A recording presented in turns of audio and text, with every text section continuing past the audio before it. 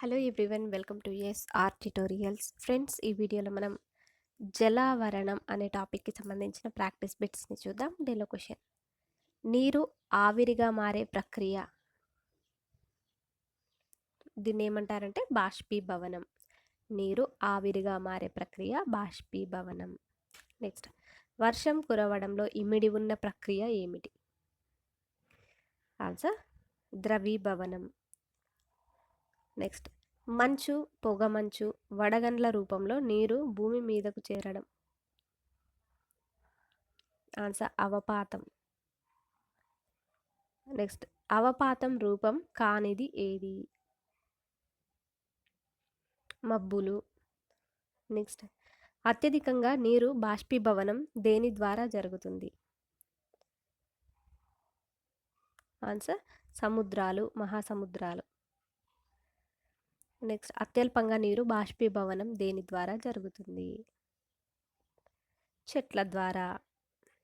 Next, మహాసముద్రాల్లో మొత్తం నీటిలో ఉప్పు నీటి శాతం ఎంత? 97.25%.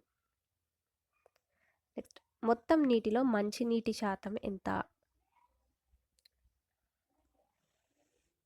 2.75%. నెక్స్ట్, ప్రస్తుతం ఉన్న మహాసముద్రాలన్నీ కలిసి గతంలో ఏ మహాసముద్రంగా ఉండేది?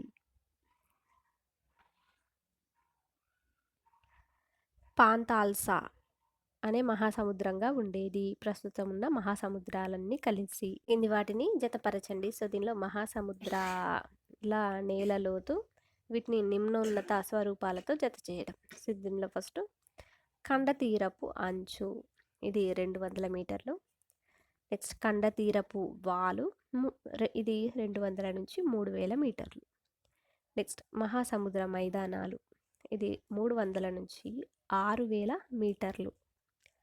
నెక్స్ట్, మహాసముద్ర అగాథాలు 6000 మీటర్ల పైన. సో దీని ఆన్సర్ వచ్చేసి ఆప్షన్ 1.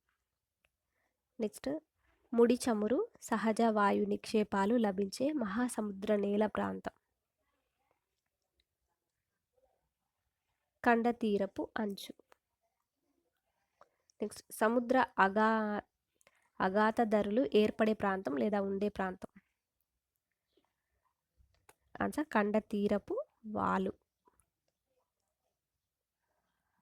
నెక్స్ట్, కింది వాటిని జతపరచండి.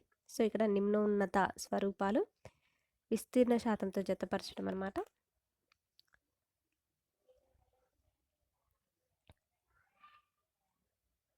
ఖండతీరపు అంచు 7.6%. నెక్స్ట్, ఖండతీరపు వాలు, ఇది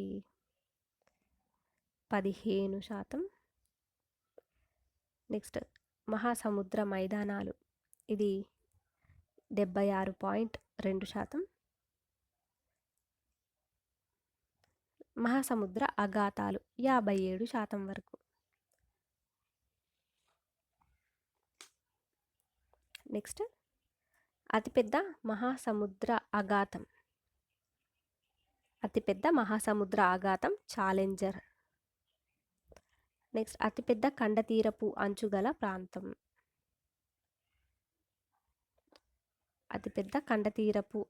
ప్రదేశం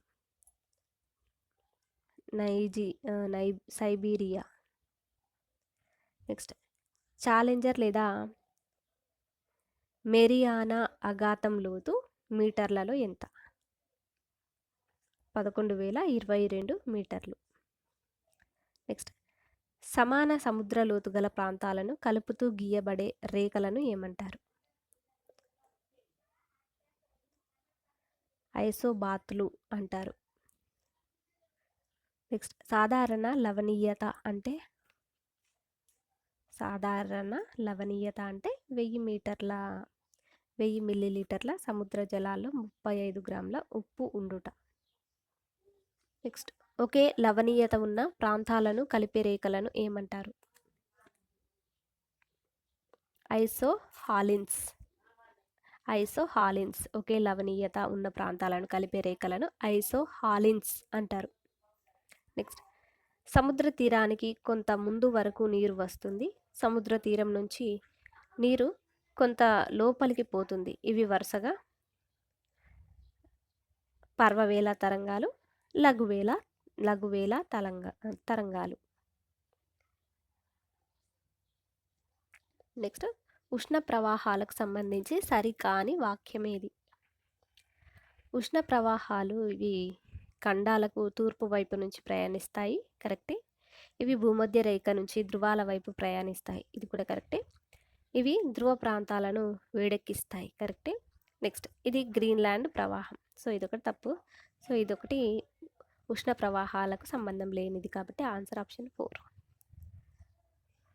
నెక్స్ట్, కాలిఫోర్నియా ప్రవాహం ఏ ప్రవాహం? ఇదొక శీతల ప్రవాహం. నెక్స్ట్, అట్లాంటిక్ మహాసముద్రానికి శీతల ప్రవాహం కానిది ఏది? ఒయాషియో. ఇది అట్లాంటిక్ మహాసముద్రానికి శీతల ప్రవాహం కాదు. లాబ్రడార్, కెనరీ, బెంగ్యూలా ఇవి అట్లాంటిక్ మహాసముద్రానికి శీతల ప్రవాహాలే.